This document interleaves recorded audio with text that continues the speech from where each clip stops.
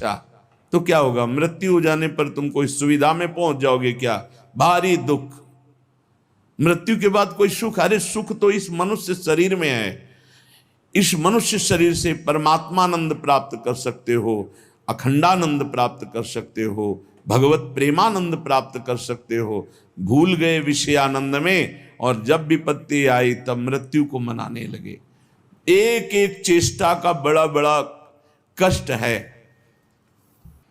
तो जिसने कभी दूसरों को भूखों को भोजन पवाया है, प्यासे को जल पिलाया है, किसी की भारी दुख में सम्मिलित होकर दुख निवृत्ति की है और भगवान नाम जप, तो ऐसी स्थिति को वो सह पाता है।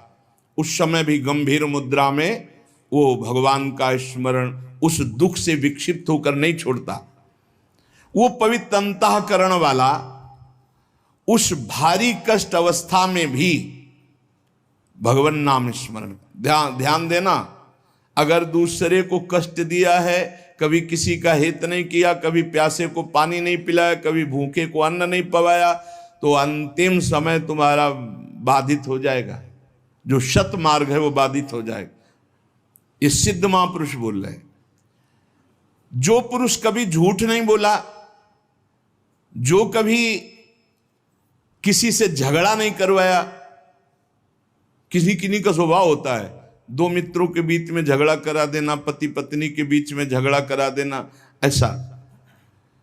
जो आस्तिक स्वभाव वाला और श्रद्धालु है, उस समय भारी दुख की अवस्था में सुख का उदय होता है उसके हृदय में। ध्यान दीजिए, कहा है कई बार सत्संग में कि जो भगवत मार्ग का पथिक है उसकी जब मृत्यु होती है तो जन्मत मृत दुषा दुख हो, ये नहीं होता। जैसे विशाल हाथी के गले से फूलों की माला टूट जाए, उसे पता भी न चले।